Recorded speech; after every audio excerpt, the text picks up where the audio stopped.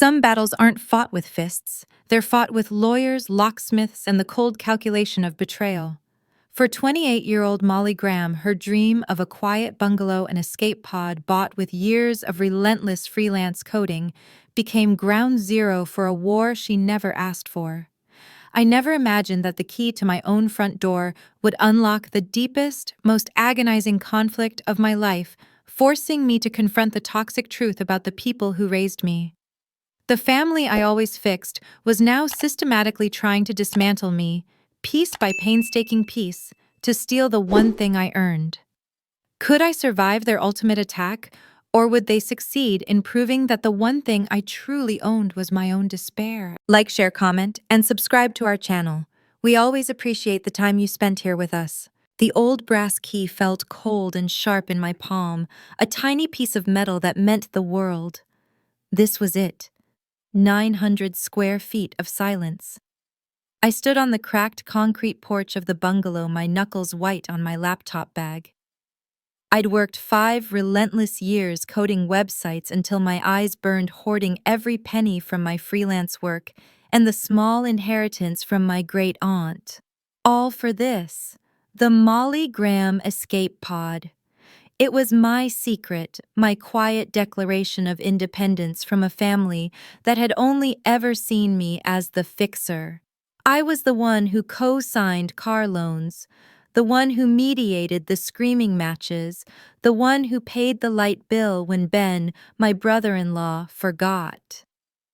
This house, this tiny, unassuming box in a quiet part of Ohio, was my resignation letter.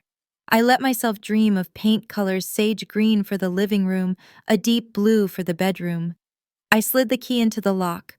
The click was solid, satisfying. I pushed the door open, the scent of old wood and latex paint hitting me, and my dream shattered. The house wasn't empty. A bright yellow tape measure was stretched across the guest room, what was supposed to be my office. My sister Clara was holding one end, her back to me. In the galley kitchen, my mother Eleanor was running a finger over the laminate countertop, her face pinched in that familiar sour look of disapproval.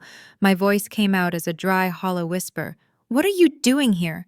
Mom didn't even turn around. She just waved a dismissive hand as if I were a delivery driver arriving late. "Oh, finally, we've been waiting for ages. Honestly, Molly, these countertops are just dreadful. We'll have to replace them before the kids scuff them up." How did you get in?" I stepped inside, my shoes sticking slightly to the floor. The air felt thick, stolen. I found the listing in your browser history last month, honey," Mom said, now opening my cabinets and peering inside.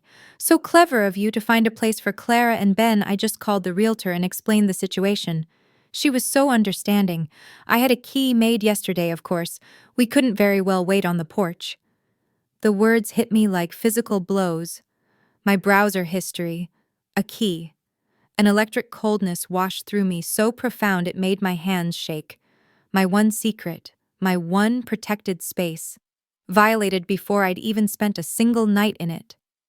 Clara finally noticed me, and her face lit up, completely agonizingly oblivious.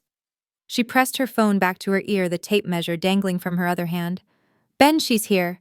"Yes, it's perfect. The ceilings are a little low, but the kids will love the backyard." She hung up and beamed at me. "Molly, you are an absolute lifesaver. We were worried you wouldn't get here before the first truckload. We can start moving our stuff in tonight." "Moving your stuff in? Nombre, absolutely not." I finally found my voice. It was a little high, a little shaky, but it cut through the cozy, entitled atmosphere they had created in my living room. Clara stopped smiling. Eleanor turned around fully, her thin, perfectly manicured hands resting on the hideous old avocado green counter. She looked at me with an expression of weary disappointment, the one she usually reserved for me when I got a B in AP history. "Don't be dramatic, Molly. Of course you are. Where else would they go?" Ben lost the lease on the condo. His little startup didn't. Well, it didn't. They're out of options. That is a massive problem for them, Mom. It is not my problem. My statement hung in the air, a shocking, ugly truth no one in my family was allowed to speak. Eleanor looked genuinely stunned. But this is your house. You're a single Molly. You work from home with all that extra money from your computer thing. You don't need 3 bedrooms. This is perfect. Claire's kids need a good school district, and this neighborhood, she threw her hands up in exasperation. Honestly, this is what family does. No, I repeated, planting my feet on the cheap linoleum floor. This is what I did. I bought this house. For me. With my money. No one asked me to buy it for Clara, and I am not giving it to her. You need to leave. Now. The confrontation escalated rapidly. Clara's face crumpled immediately, the practiced dramatic sorrow I'd seen 1,000 times before. How can you be so selfish, Molly? I'm your sister. My children need a roof over their heads. You have space. She started sobbing, real tears welling up, and Eleanor rushed to comfort her, shooting me daggers over Clara's shoulder. You broke your sister's heart, Molly. My mother whispered, her voice laced with venom. After everything we've done for you. I didn't let the familiar wave of reflexive guilt wash over me. I pushed past it, fueled by the memory of the violated key. I said out, I will call the police. That threat finally worked. They stormed out in a whirlwind of dramatic sighs and slamming doors, leaving my perfect empty sanctuary, feeling cold and assaulted. I stood alone, shaking. But I had stood my ground. The immediate punishing backlash started an hour later. My phone began vibrating with increasing frequency. I refused to answer the initial texts, but I had to pick up the phone when I saw the caller ID Dad. It wasn't a conversation. It was a verbal assault. His voice boomed through the speaker, distorted by his own escalating rage. What the hell is wrong with you, Molly? Your mother is in tears. She's distraught. You broke your mother's heart. After everything we sacrificed for you to go to college, you are tearing this family apart with your selfishness. I tried to interject to explain the violation, the broken lock, the assumption, but he talked right over me. You've always been the sensible one, the responsible one. You know Clara's struggles. We've always taken care of her. Don't stop now. You will let them move in, or I swear to God I will come down there and talk some sense into you myself. He hung up, leaving a ringing silence and the terrible pressure of a lifetime of parental expectations crushing down on my chest. That night I didn't sleep. I just sat in the living room listening to the unfamiliar sounds of the new house. I was terrified, yes, but underneath the fear something new was hardening, a cold, fierce spike of righteous anger. I had bought my freedom and they were trying to repossess it. The next morning, I made my proactive choice. My hands were still trembling, but my resolve was set. I called the first 24-hour locksmith I could find. I need every lock on my house changed immediately, I told the man on the phone. And I need the deadbolts reinforced. My family, they have spare keys. The locksmith arrived within the hour.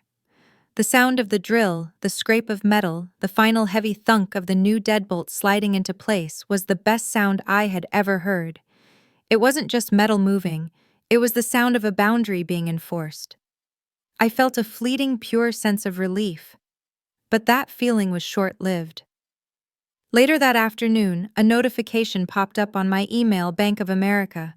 It was a transaction alert for my old joint credit card, the one my mother insisted we share for emergencies. The amount was $2,500.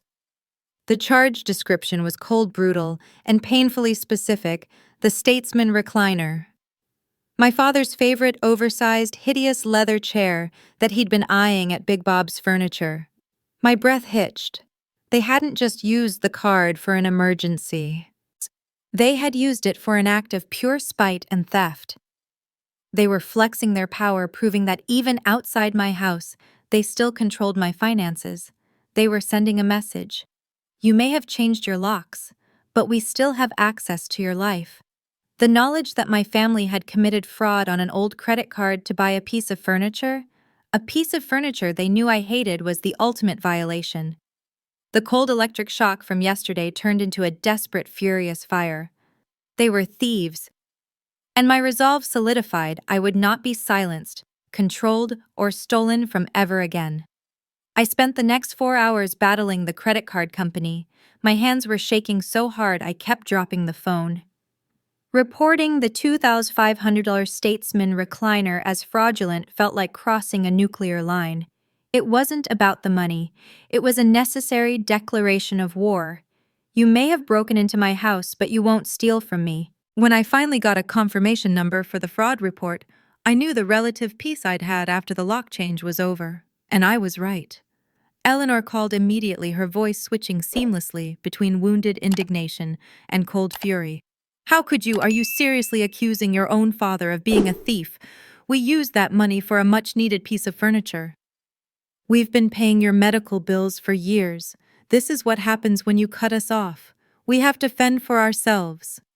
That card was for emergencies, Mom, not for a new recliner. I filed a police report and reported the fraud to the bank. I stated the words dry and steady despite the chaos churning inside me. I hung up before she could start the waterworks again. The war went public the next day. Eleanor, a pillar of her local church community, and the president of the Women's Auxiliary, launched her public smear campaign. It began subtly with a mass prayer request email that quickly spread through the small conservative network of our town. The email, copied to half my relatives and all of Mom's friends, was a masterpiece of passive-aggressive martyrdom. Please pray for our daughter Molly. She's come into some money and sadly has turned her back on her devoted family who are in desperate need. We fear for her soul as she loses her way and forgets the meaning of charity. My phone started blowing up immediately. Texts from aunts I hadn't seen in years. Condescending messages from cousins. Old family friends, people who had watched me grow up, wrote things like, "I'm so disappointed in you, Molly. Your mother is a saint. How can you treat her this way?" And "Family is everything, Molly. You're making a terrible mistake. God frowns on selfishness." I was being ostracized by the very community I grew up in, painted as the selfish villain who abandoned her sister and grieving desperate parents. Every message was a fresh, hot spike of shame and isolation. I felt the walls closing in. The combined guilt, fear, and outrage were crushing. I was alone, trapped in a house I had fought for, being attacked by an army of people who thought they knew my morality better than I did. I needed to talk to someone who wasn't drinking the Graham Kool-Aid.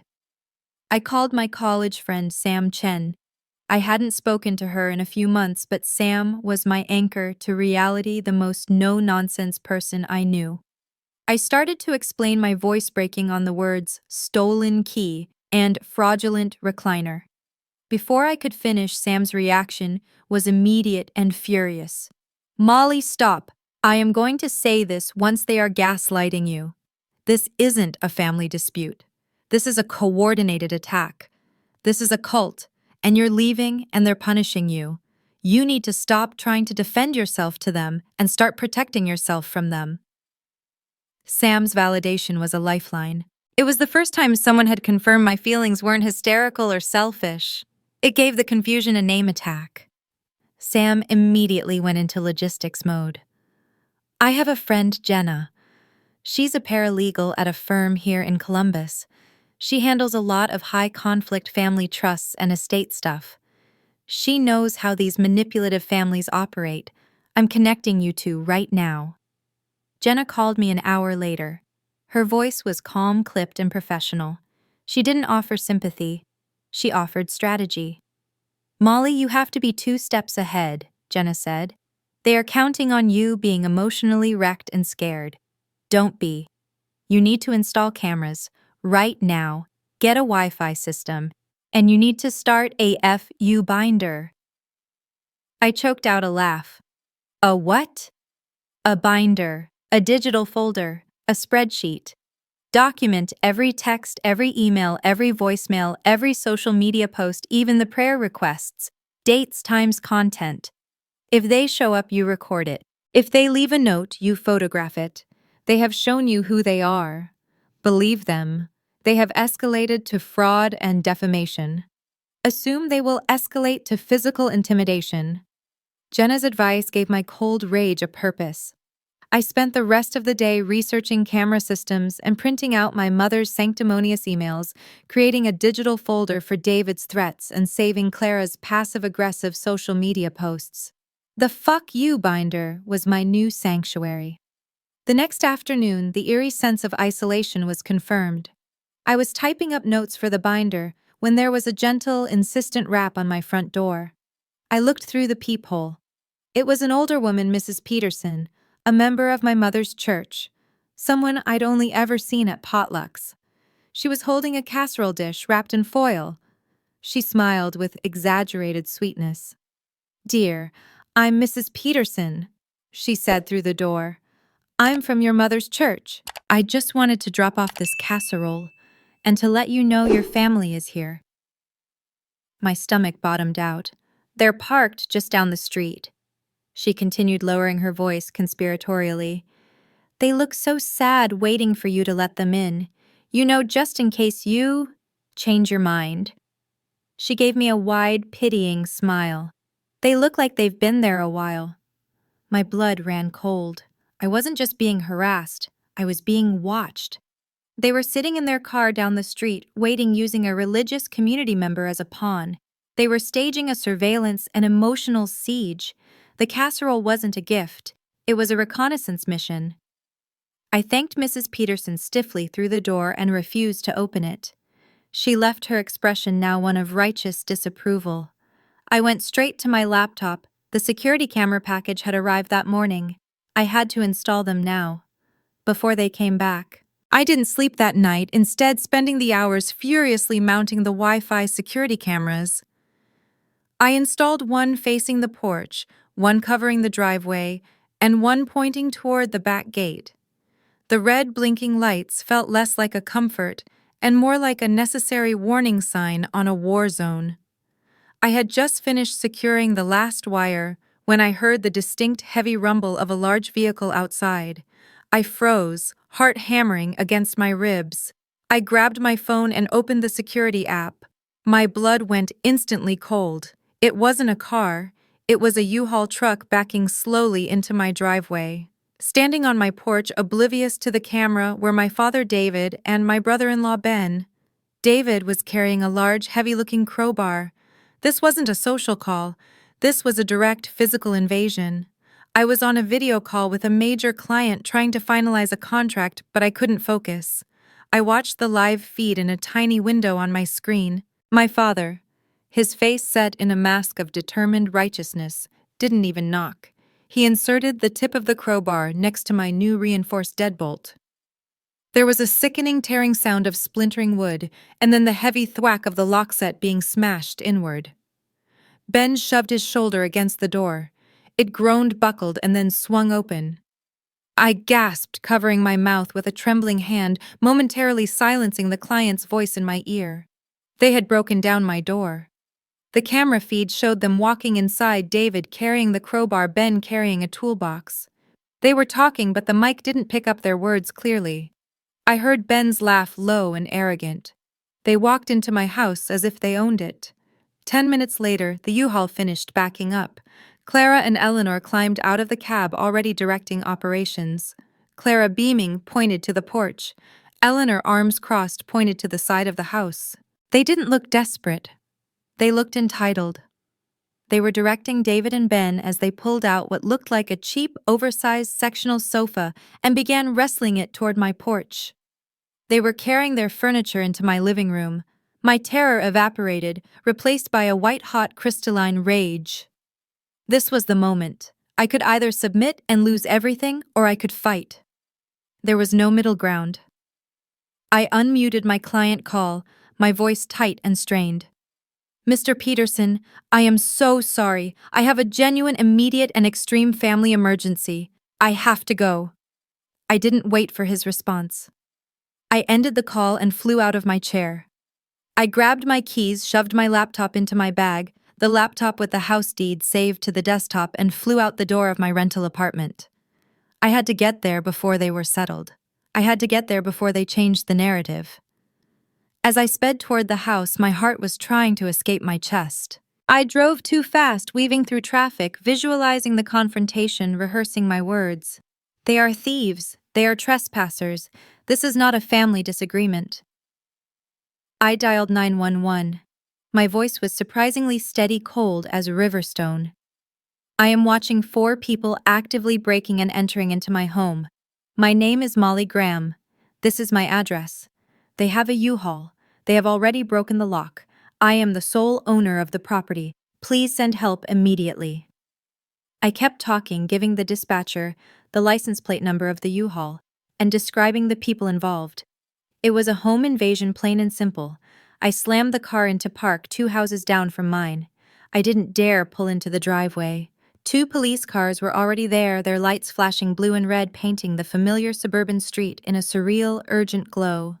The noise of the sirens, the flashing lights, and the U-Haul parked haphazardly in the driveway was pure chaos. My family noticed me immediately. My mother, Eleanor, who had been directing traffic on the porch, abruptly burst into theatrical sobs, collapsing onto the shoulder of an officer. My father, David, stood tall and aggressive, pointing toward the front door as he bravely explained the situation to the lead officer. "Our daughter," David was saying, his voice resonating with false sincerity. "She's had a total breakdown, mental health issue. We're just here as her concerned parents to take care of her and store her things properly until she gets treatment. This is just a misunderstanding." He pointed to the U-Haul. "That's just her furniture." The lead officer, a young man with a tired expression, nodded sympathetically. He looked exactly like someone caught in the middle of a he said she said domestic dispute that he deeply regretted having to deal with. He turned his head about to speak to his partner when he saw me standing by my car clutching my laptop bag. His sympathetic expression hardened instantly. He walked away from my weeping mother and approached me. His voice was firm, official. "Ma'am, are you Molly Graham?" I swallowed the name, feeling like a piece of dry glass in my throat. "Yes, I am." "Your father here says you're having a—" I didn't let him finish the sentence. "Sir, I am the owner of this property. I am the one who called 911. My father and sister are committing home invasion and felony property damage. I have the evidence." I looked past the officer to my father. His face was purple with rage. My final thought was sharp and cold. This is it, the point of no return. The scene was pure, sickening chaos. The flashing red and blue lights illuminated the faces of my family and the gathering neighbors who had spilled out onto their lawns, craning their necks.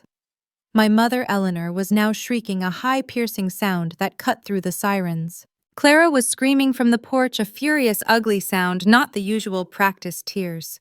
"She's a liar. Tell them, Mom. Tell them this is our house." The 2 officers were caught in the middle, exchanging weary glances. They had clearly been lied to, and now they were deep in the mess of a high-conflict domestic dispute. I walked past my family as if they were obstacles, not people. I approached the lead officer, the tired young man whose face had hardened when he realized my father was lying. The terror was gone, replaced by a cold electric focus. This was it, the public confrontation, the moment I seized control of the narrative. "Sir, I am the sole owner of this property, Molly Graham." I stated, my voice steady, professional, and entirely devoid of the emotional hysteria my mother was projecting. I didn't cry. I didn't raise my voice. I was the adult in the room.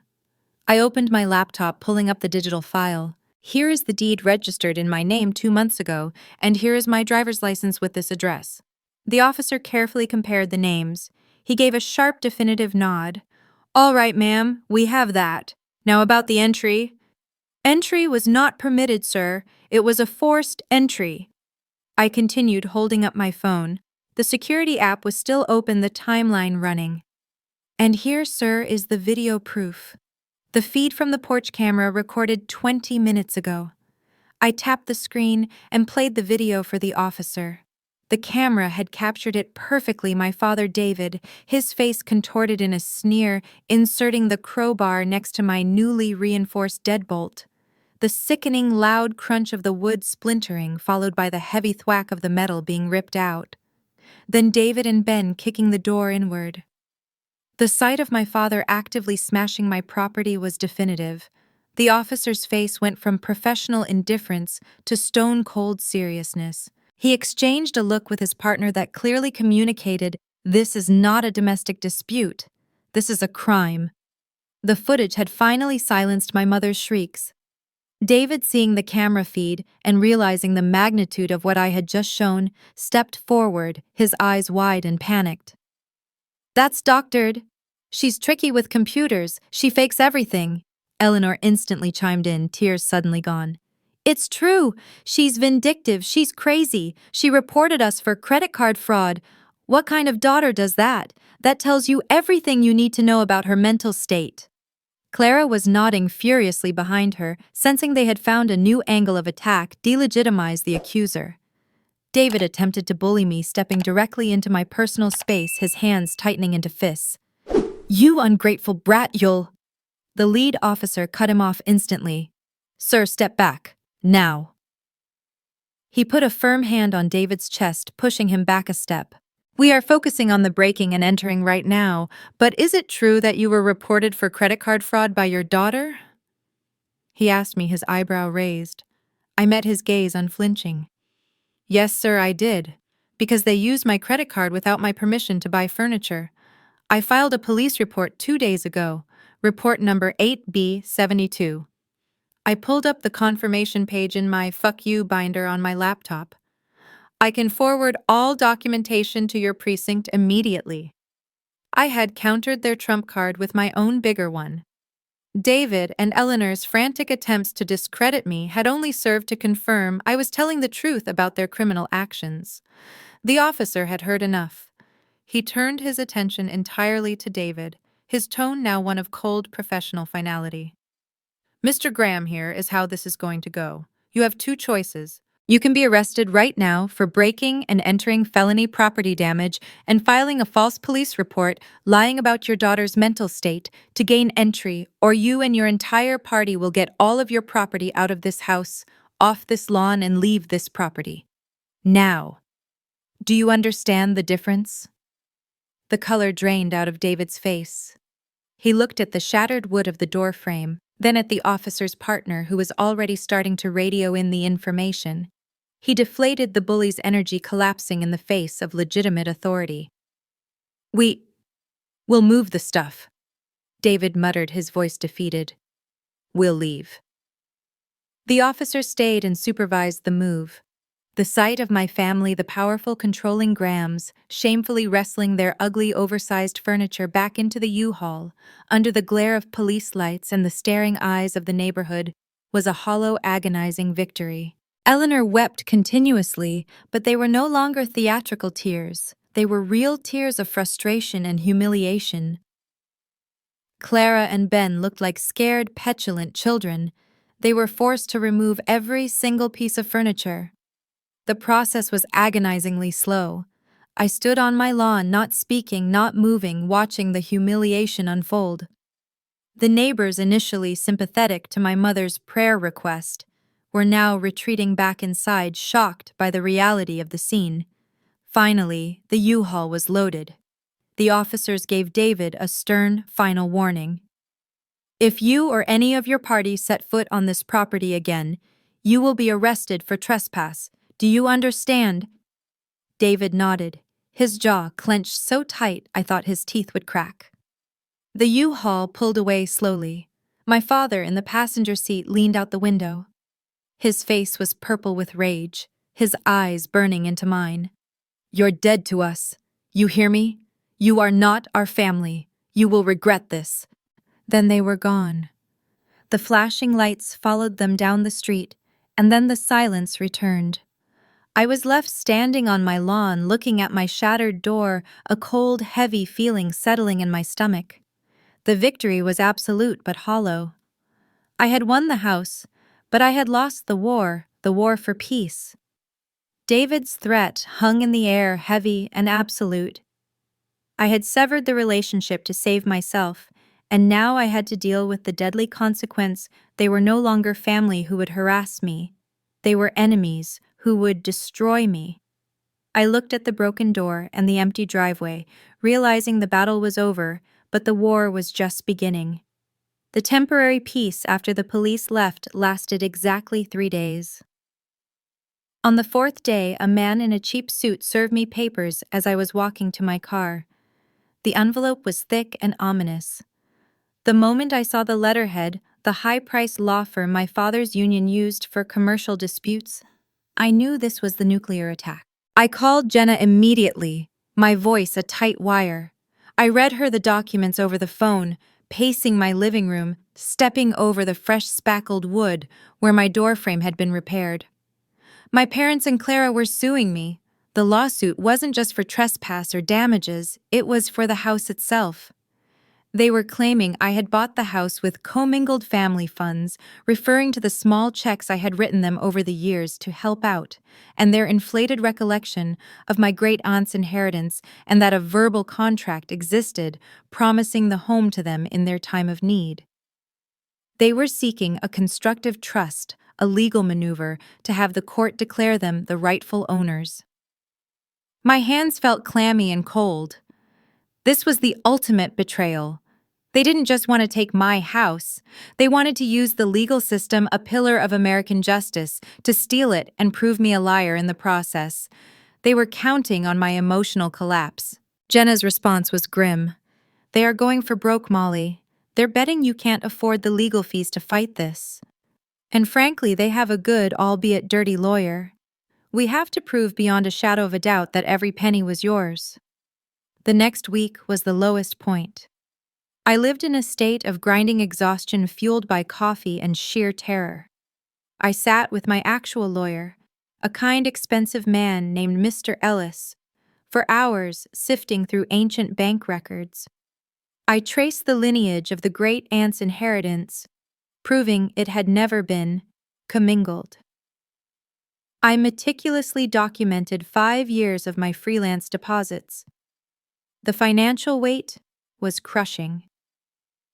Every hour spent defending myself was an hour lost earning income. They were counting on me folding drowning in debt and simply signing the house over to save my skin. The pressure was immense. Sam flew out for the weekend, forcing me to eat, listening patiently as I cried over the coldness of their betrayal. "You will not let them win, Molly," she said, her eyes intense. "They want you broke and broken. Don't give them the satisfaction." Her words echoed in my head, but I was running out of steam. I was pouring money into a legal pit that my family seemed to have an endless supply for. Why were they so confident?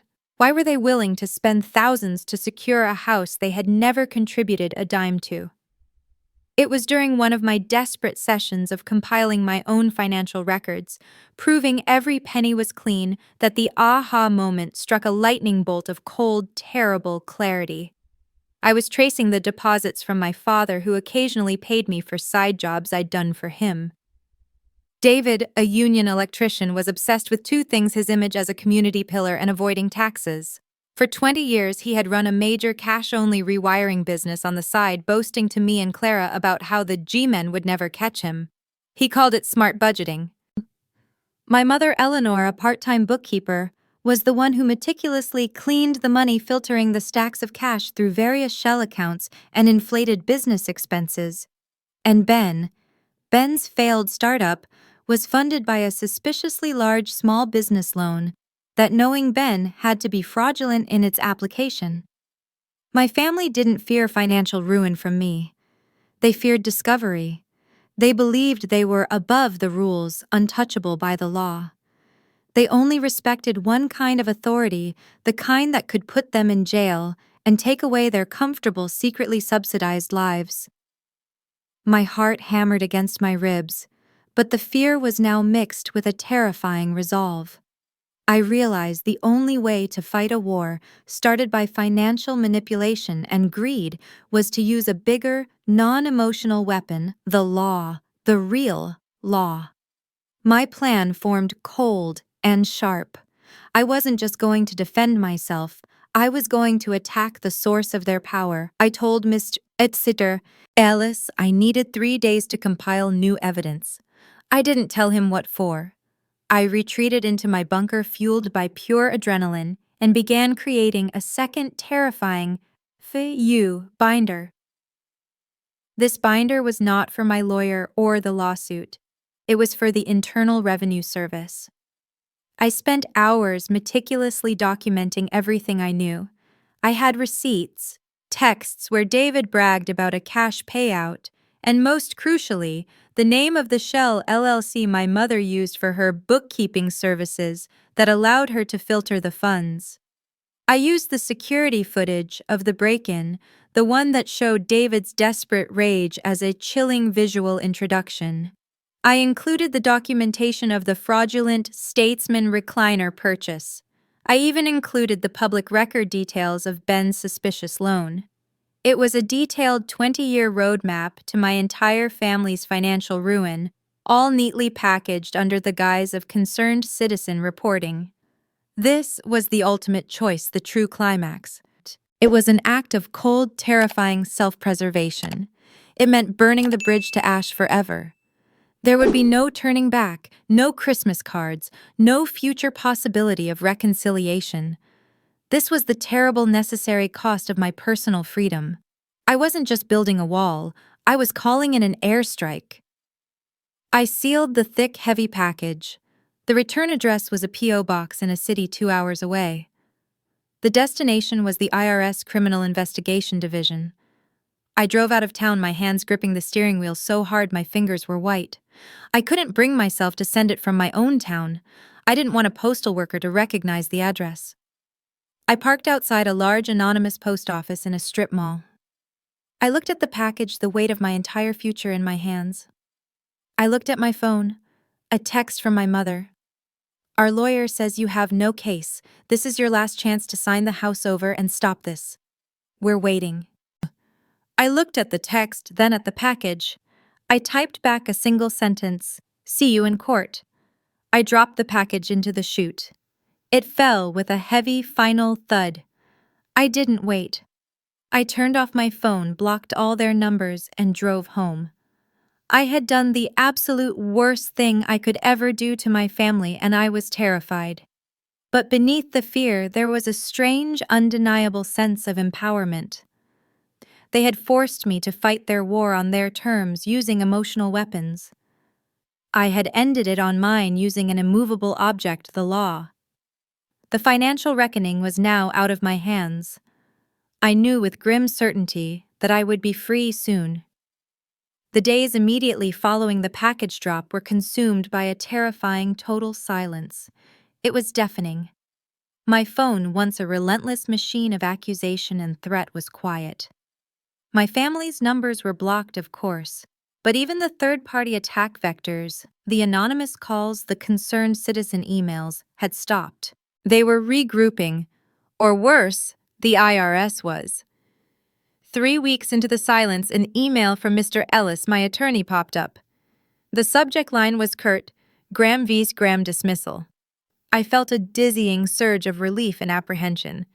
I clicked the email open. "Molly, your family's attorney filed paperwork this morning to dismiss their lawsuit against you, with prejudice. They are dropping the case entirely. No settlement, no conditions. The house is unequivocally yours. Congratulations." It was over. The lawsuit, the final legal weapon they had wielded, had simply vanished. Just like that. I was too scared to celebrate. I knew the truth was worse than I could imagine. They hadn't dropped the suit because they loved me. They had dropped it because the roof was collapsing on their heads. The inevitable news arrived a week later. I didn't get a call or a text. I checked the county's public records database, a habit I'd picked up from my obsessive research. My heart began to pound when I navigated to my parents' property address. There it was, stark and cold on the digital screen, a massive federal tax lien filed against their home, and another one just as large against the address of the rented condo where Clara and Ben were hiding. I sank onto my sofa, not with triumph, but with a horrifying realization of the destruction I had wrought. They weren't just losing the lawsuit, they were losing everything. The only direct communication I received came late that evening. An unknown number flickered on my screen. I hesitated, then answered, my gut twisting. "Hello, Molly."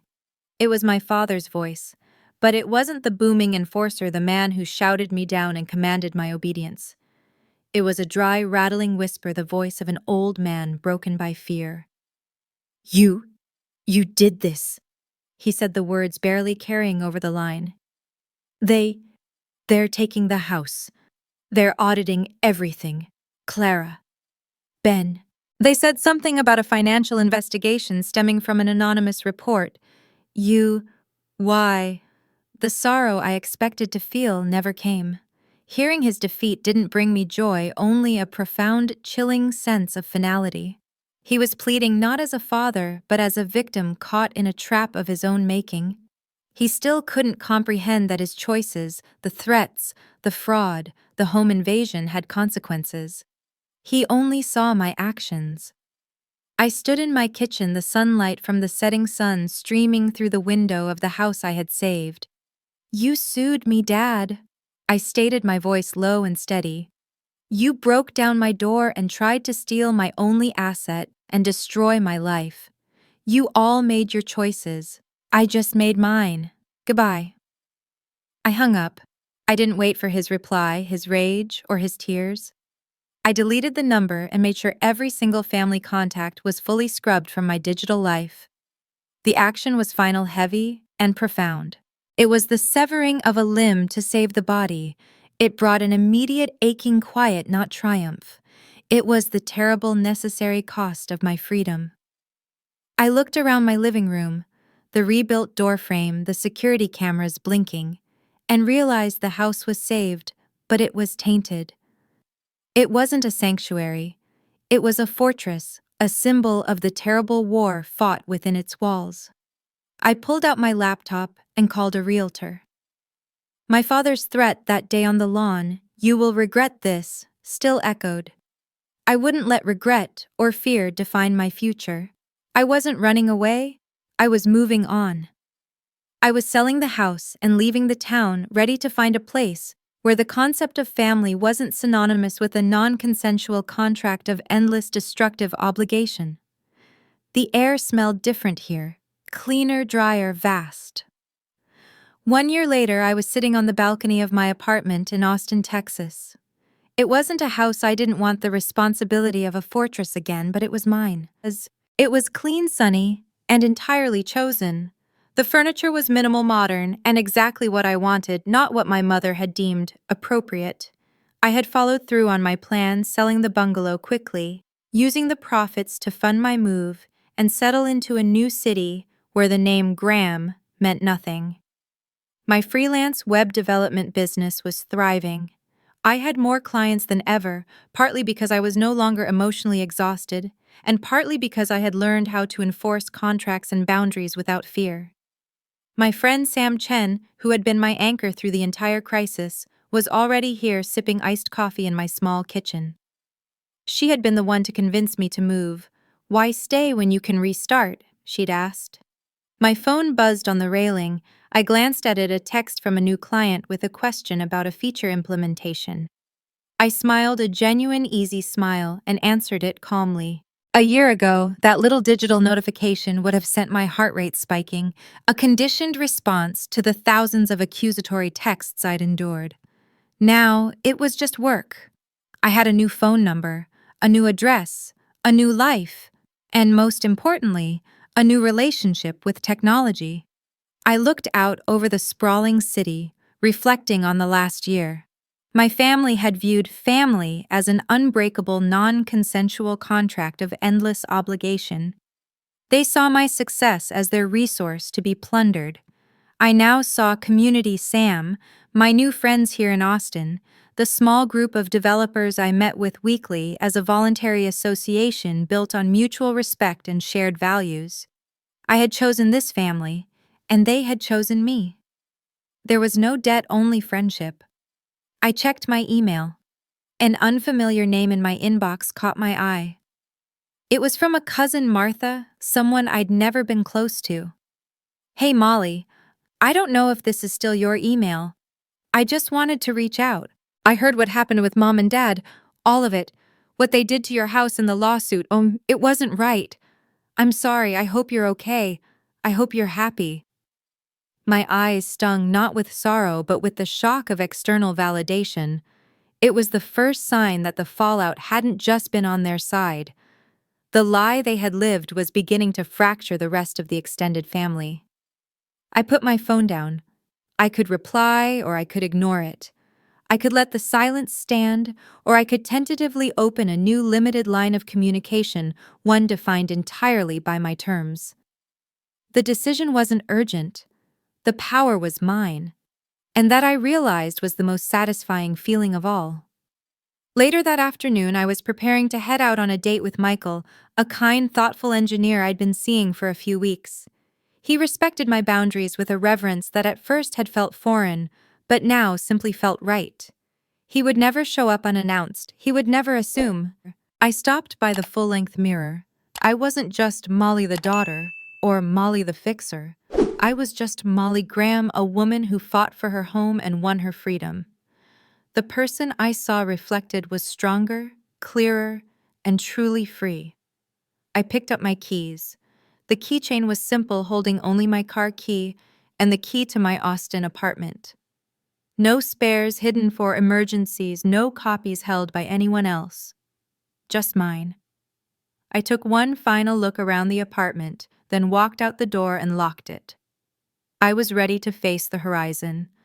Molly had closed the door on the ghosts of her past, realizing that sometimes the only way to build a home is to walk away and start fresh.